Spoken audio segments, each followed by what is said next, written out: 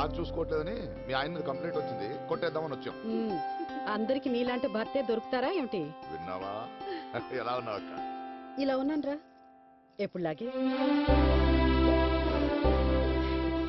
సరే భోజనం టైంకి వచ్చారు, ముందు భోజనం చేసి తర్వాత మాట్లాడుతుంది.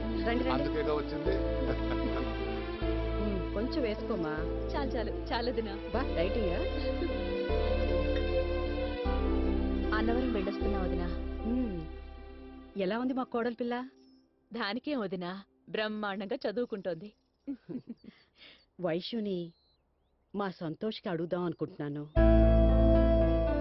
వాడి మనసులో ఏముందో నువ్వు ఒకసారి కనుక్కోరాదు?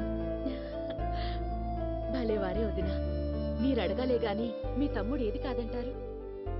ఒక మంచి రోజు చూసుకుని మీరు అన్నయ్య మా ఇంటికి వచ్చి అడగండి, ఆయన తప్పకుండా ఒప్పుకుంటారు. వదినా మరదళ్ళు ఏదో ప్లాన్ చేస్తున్నట్టున్నారు. నీ ఆస్తి ఎలా కొట్టేద్దామని మేమిద్దరం ప్లాన్ చేస్తున్నాం. దాందేముందక్క, తీసుకో, ఏదైనా నీ తర్వాతే.